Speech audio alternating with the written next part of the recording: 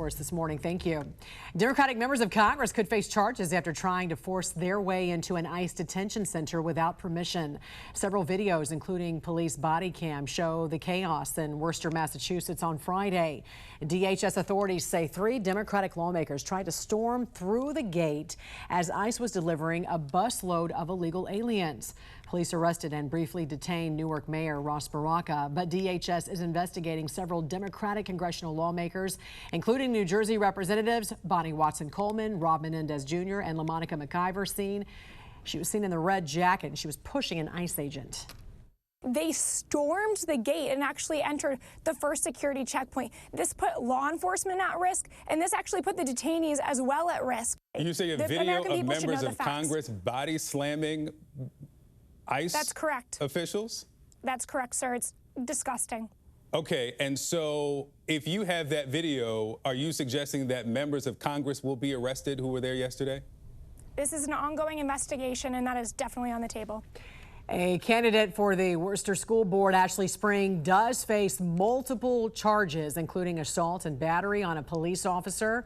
Also, the Worcester Police Patrolmen's Union released a statement about a Worcester City Council member that states in part, Atel Hedgiai incited aggression toward the police during the incident. This counselor participated in the conduct of the unruly crowd and eventually assaulted both Worcester police and federal law enforcement officers on scene. Counselor Hedgiai, in our opinion, broke her oath and these ethical laws, and in doing so put the safety of our officers and our citizens at great risk. ICE, let me take a closer look at what's going on during these ICE operations and reinforces what their goal is. The American people through Congress said that this agency, ICE, is going to enforce federal immigration law in the United States, and that's what we're doing here. Brian Acuna, the acting field office director for the New Orleans ICE field office, giving Fox 17 News an exclusive interview, speaking to media for the first time since the THP ICE operation began over a week ago across Middle Tennessee, Davidson, Rutherford, and Robertson counties. Acuna says those detained and bused are being taken to Louisiana, and they have a focus. Witnesses that are saying, oh, it's only in the Latino neighborhoods. How would you respond to that? These are targeted stops that we're doing in connection with our partners, targeting violent felonies and individuals who have illegally re-entered the United States. THP has made nearly 600 stops for traffic violations, and ICE steps in to do their job, detaining more than 100 and arresting dozens with orders of removal. We're confirming that we have in fact arrested sex offenders, convicted sex offenders, Tren de Aragua gang members, MS-13 and 18th Street, just in these several days that we've been doing this enforcement operation. Those opposed to the ICE operation, including Metro's law director, have requested to see those names or charges for transparency. And until we see that evidence, frankly, I'm going to have a difficult time believing them. We've received a copy of the law director's letter. We took a look at that, and we're happy to meet and provide information and clarify things. Acuna tells me the crackdown is 24/7, working with federal, state, and local partners. ICE officers are being followed and at times accosted, ICE, according to witnesses. If they're at a safe distance, they're free to be doing that. They're free to be recording us. They're free to be saying what they want to say. But any kind of action or impeding of the ICE officers or agents is not acceptable. And we're going to be taking enforcement action if they would be interfering with the actual arrest. This ICE operation is ongoing. We will keep you updated on any new developments. Reporting in studio, Karen Aguilar, Fox 17 News, your Code Red station. Well, federal law enforcement officers gathered before the sun came up and spent the morning targeting immigrants who they say are in the country illegally and have prior criminal convictions. It's a story you'll only see on News 4. Kim Burroughs was the only reporter who went along and joins us now with the very latest on this. Kim, this was a widespread operation here locally. Shelby, it was. Officers from the Immigration and Customs Enforcement, or ICE, along with the FBI and other federal agencies, fanned out across northern Nevada in Reno, Sparks, Sun Valley, Dayton, and Carson City. They went looking for and arrested people who ICE says are in the country illegally and have those prior convictions. Federal law enforcement gathered at 5 a.m. ready to execute a plan to find immigrants they say shouldn't be in the country. The plan right now is just to get an eye. We have a good spot for an eye. As soon as he leaves, he's supposed to leave around 6:20. ICE officers zeroed in on a house in Carson City. Try to get set up here at a location where we have a long eye so we can see what's going on. However, we'll be far enough away that we're not going to be seen. Officers waited for about an hour when the suspect came out, but with a not ideal situation. 2 older kids were in the car. Once he headed up Highway 50, officers made a traffic stop. We just asked him to step out to the back of his vehicle so we didn't tell him in front of the children to upset them. They are 17 and 18, so they're older. They know what's going on. However, then when we got to the back, we told him he had a warrant, an immigration warrant, and he was under arrest. They arrested 56-year-old Rodolfo Hernandez Yanez from Mexico. ICE says he was in the country illegally. And then in 2014, he was convicted of involuntary manslaughter. In 2019, a judge deported him. He was denied appeal 4 years later. And in 2024, the Ninth Circuit dismissed the petition for review.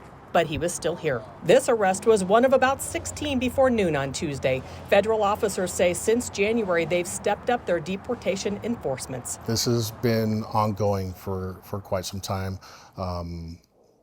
Since the new administration, we have definitely picked up our tempo with at-large operations, targeted operations. ICE says they arrest a lot of people on traffic stops for people they're looking for, and it's rare that they knock on a door, but they did that with us. ICE and federal officers knocked on this home looking for a man they say was also in the country illegally and had 2 other criminal convictions. He was not home. At the ICE office in Reno, we got an exclusive look at the booking process. By noon, more than a dozen men were waiting for either a court hearing to discuss their deportation or in Rodolfo Hernandez Yanez's case, where the Ninth Circuit Court of Appeals ruled in 2024 that he could not stay in the U.S. He will be sent back to the Washoe County Detention Center for a couple of days before being sent back to Mexico. ICE says that they had 16 arrests before noon today and 17 arrests yesterday in northern Nevada. They told me those are higher numbers than normal, but they are stepping up their enforcements in our area and, as you've seen, across the country too. Shelby. All right, Kim, why did ICE let you go along with this operation? They said that they wanted the public to see what these arrests look like, and they just wanted to be transparent through the whole thing and let us see it all. All right, we appreciate your reporting. Thank you.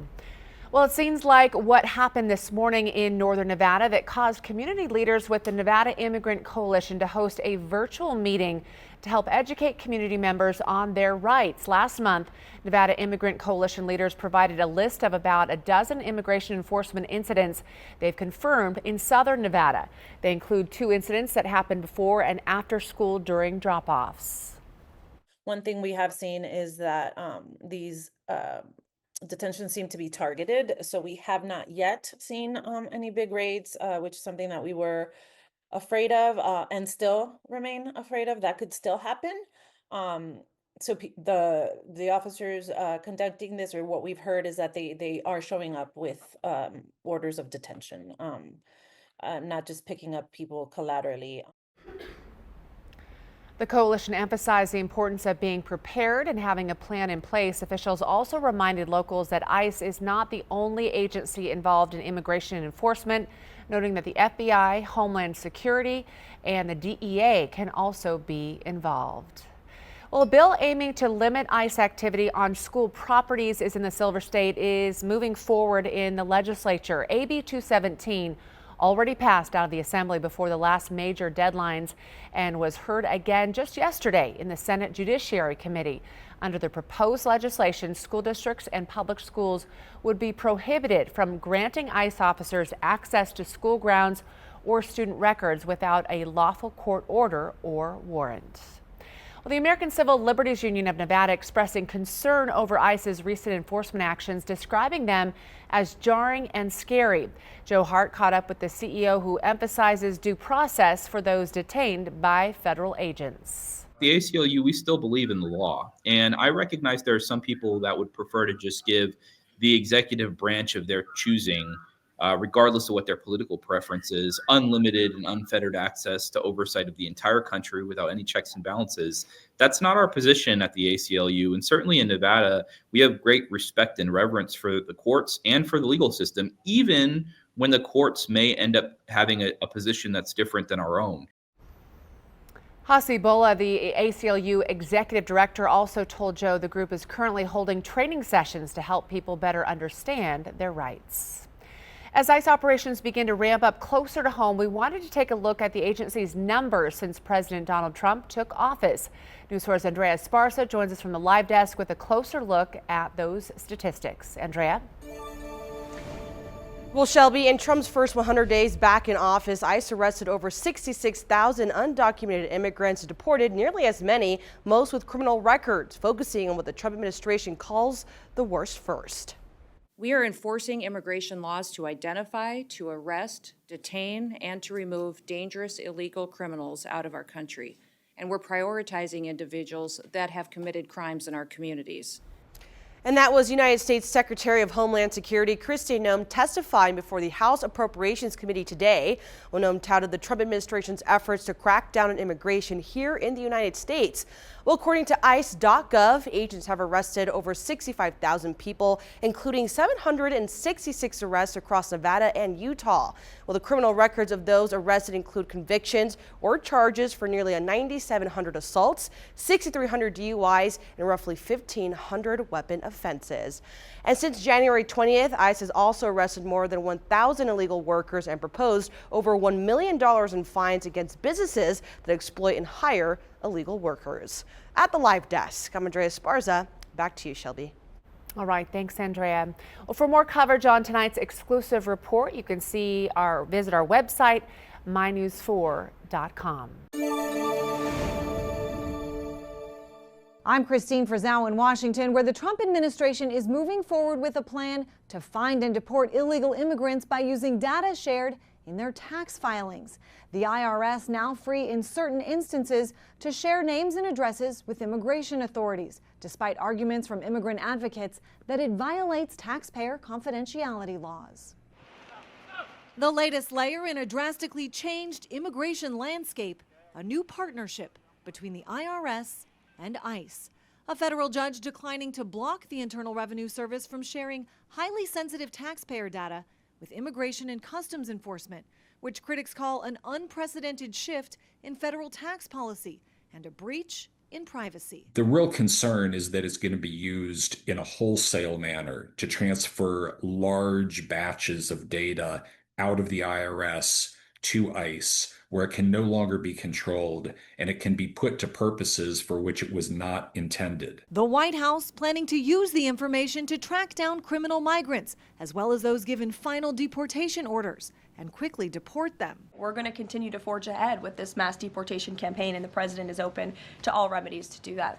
The expanded strategy, captured by Fox News, includes a week-long enforcement effort just wrapped up in Houston, resulting in 422 arrests. This suspect tried to flee ICE agents, who say he'd been deported 3 times and was wanted for multiple crimes, including arson, DUI, and aggravated assault. And those aggressive tactics appear to be having the desired impact.